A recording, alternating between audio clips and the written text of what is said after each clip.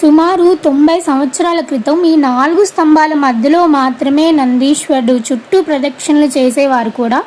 కానీ ఇప్పుడు చూస్తే ఒక స్తంభాన్ని కదిలించి నందీశ్వరుడు బయటకు వచ్చిన తీరైతే మనకు కనిపిస్తుంది. ప్రతి 20 సంవత్సరాలకి ఒక అంగుళం అయితే పెరుగుతున్నట్లు ఇక్కడ అంచనా వేశారు.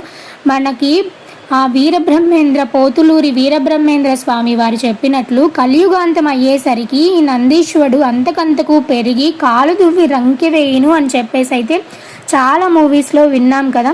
అది చూస్తామో లేదో తెలియదు, కానీ ఈ నందీశ్వరుని చూస్తే ఆ పరమేశ్వరునికి మన కోరికలు చెప్పుకున్నట్లే అని చెప్పేసి, ఇది ఎక్కడో కాదు, యాగంటిలో ఉన్న యాగంటి బసవయ్య మనం చూస్తున్నది ఇక్కడంతా కూడా. ఇక్కడికి వెళ్తే కనుక మళ్ళీ రావాలనిపించదు. ఆ చుట్టుపక్కల వాతావరణం, ఆ కొండల్లో ప్రతి ఒక్క కొండలో కూడా ఆ పరమేశ్వరుడు కొలువై ఉంటాడు.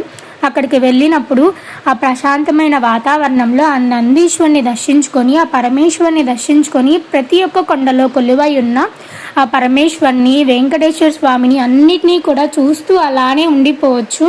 ముందుగా ఆ యాగంటి బసవయ్యని దర్శించుకొని ఆయన చెవులు మన కోరిక చెప్పుకొని ఆ పరమేశ్వరుని దర్శనం అయితే చేసుకున్న తర్వాత బయటకు వస్తే మనం చుట్టుపక్కల చూడటానికి చాలా ప్రదేశాలు ఉంటాయి. ముందుగా ఆ నందీశ్వరుడి గుడికి ముందుగా ఒక ప్రదేశం కోనేరు లాగా అయితే ఉంటుంది. అది చాలా చక్కగా ఉంటుంది. అక్కడ ఒక చిన్న నంది లోపల నుంచి, కొండల్లో నుంచి వచ్చే నీరంతా కూడా చిన్న నంది నోట్లో నుంచి అయితే బయటకు వస్తూ ఉంటాయి. అదంతా కూడా ఒక కొలంలాగా ఉంది అక్కడ.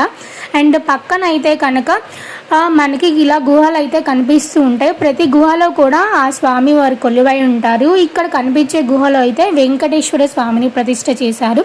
అలానే పరమశివుడు ప్రతిష్ఠ అయి ఉంటారు. ప్రతి ఒక్క గుహలో కూడా అందరూ పెద్దవాళ్ళు అయితే కొండలన్నీ ఎక్కడం చాలా కష్టం. ఈ కొండలు అన్నీ కూడా మెట్లు కొండలతో చెక్కినవి మాత్రమే. సో కొంచెం కష్టంగా ఉంటుంది. అలా ఎక్కిన తర్వాత జాగ్రత్తగా ఎక్కాలి. ఎక్కిన తర్వాత పరమేశ్వరుని స్పర్శించి దర్శనం చేసుకోవచ్చు. అలానే వెంకటేశ్వర స్వామిని ఇక్కడ దర్శనం చేసుకోవచ్చు. అలానే ఎక్కడ చూసినా సరే మనకి చిన్న చిన్న కోనేర్లు, కొండల్లో నుంచి వచ్చే నీళ్ళు అయితే కనిపిస్తూ ఉంటాయి.